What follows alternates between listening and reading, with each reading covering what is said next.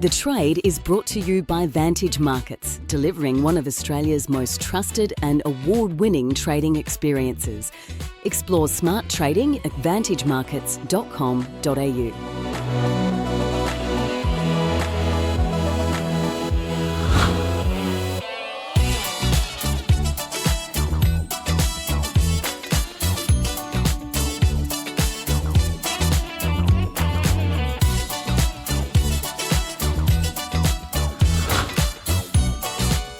Hello and welcome to The Trade. Well, before we get into the charts, let's take a look at what traders are watching out there, with Asian stocks slipping amid US tariff confusion and oil on the skids as well. Stock markets did fall in Asia at the opening on Monday as their confusion reigns in regards to American officials flagging a delay on tariffs but failed to provide any detail or paperwork on the change. And oil prices slid as OPEC Plus opened the supply spigots more than expected, or will do so, at least so in August. Elsewhere, Israel's Prime Minister says he believes Donald Trump can help seal a ceasefire deal between Israel and Hamas in Gaza. Benjamin Netanyahu is saying he believes his discussions with President Trump would advance talks on a Gaza hostage release and ceasefire. And Russia's Foreign Minister Sergei Lavrov is meeting his counterpart in Iran, helping to help solve the conflict there, saying he met with his counterpart at the BRICS summit and restated Moscow's offer to help resolve disputes around Tehran's nuclear program. And the BRICS leaders condemning Gaza and Iran attacks, urging global reforms, saying that they called for reforms on global institutions and presented the bloc as a haven for multilateral diplomacy amid violent conflicts and trade wars. Let's now turn to the charts with a focus on commodities. And joining us, Michael Gable from Fairmont Equities. Michael, good to see you again. Thanks for joining us. Commodities, a lot of movement there, of course. Let's start in the precious metals with gold. Now, we know how well that has done this year. More recently, though, is it fair to say it's been in some sort of consolidation phase? Yeah, precisely. So it's been consolidating for about a month now. So essentially heading sideways to absorb that nice move up that we had a few months ago. Gold itself, so I've brought along a weekly chart. I mean, I've still got the view that the recent breakout in gold, and I define that breakout as the move above that horizontal blue line, which occurred around March last year. This move since the breakout, I think, is still in the early days. If we have a look at previous bull runs in gold, it tends to go up by quite a bit. We're still in the early days, but just having a look at the way it's trading at this point in time, we could see that, for most of the run since that breakout, it has been trading in a bit of a channel. So that's the diagonal blue lines there. It did break to the upside of that channel. That would have been around April. And since then, as you've mentioned, Andrew, it's just been consolidating. So it's been trading sideways. Still looks very bullish. That's the sort of net result of what I'm trying to say here. And I just think sort of any dip at the moment is a buying opportunity in preparation for the next rally higher. What sort of level would you be looking to buy then? Oh, even at current levels, no. I think it still looks good. Yeah, I mean, if we treat that upper diagonal blue line as a support level, we could see that it's, as it moves to the right hand side, it's starting to squeeze into that line. So it is very close to a major support level. But given the upside, I think around here, happy to still buy it. What's the likely catalyst to push it higher from this point?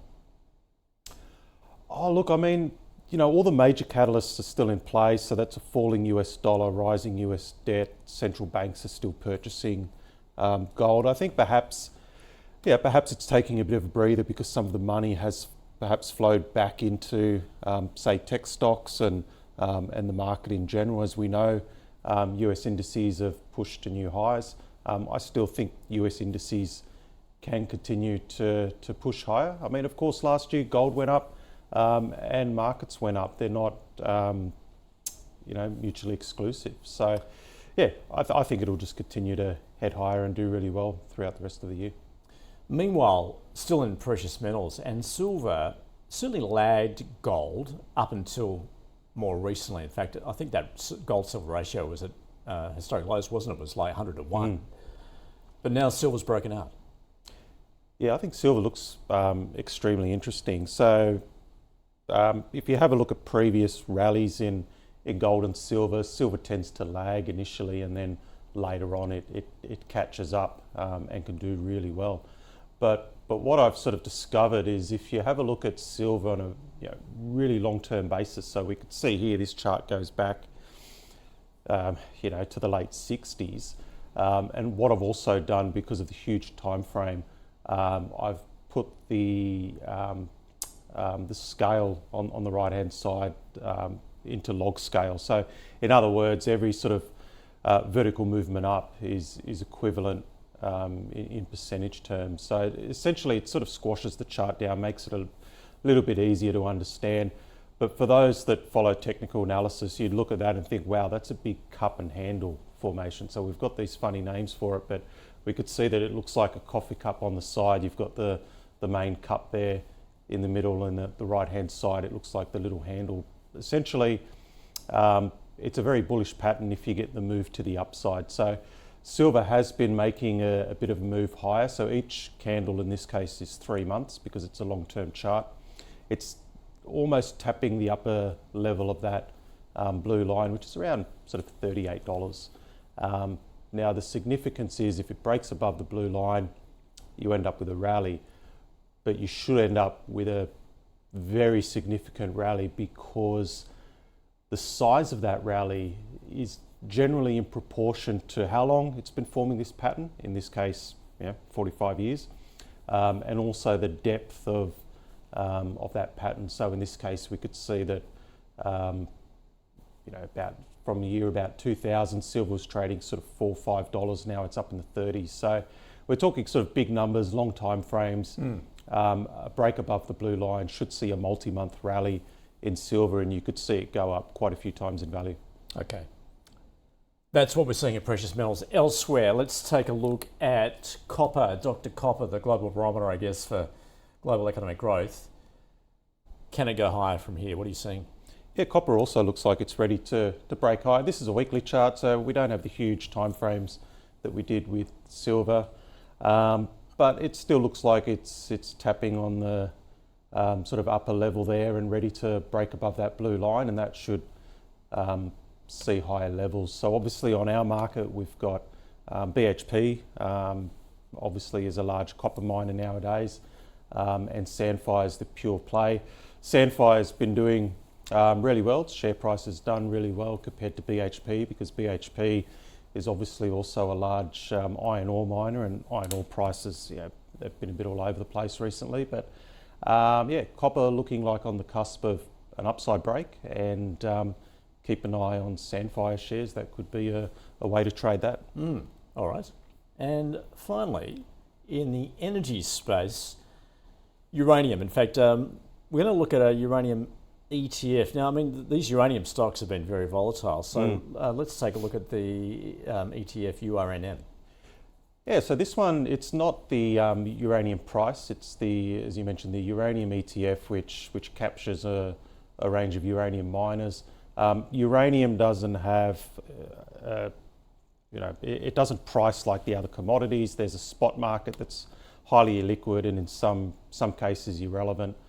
You tend to get monthly prices with uranium, but it's a sector I've been following closely for a while, and I still remain quite bullish that sector for a variety of reasons. I think prices can do extremely well over the next 12 months. But in terms of the ETF itself, it did spend most of last year consolidating back between those blue lines. And then in the past few weeks, we've seen the upside break, which is what I've circled there. And that's the start of the next major move. So I think, quite significant upside from here. You could make, some of the individual miners, I think they could, like Boss Energy and Paladin could easily double from here. Bannerman, Deep Yellow could, sort of go up 2-3 times conservatively. That's just what you get when you get the next run in this sector. So if you're not looking to take on specific company risk, then I think this ETF's a good idea because it holds dozens of different uranium miners. Michael, thanks for joining us at Fairmont Equities. Thank you. And that is the trade on this Monday.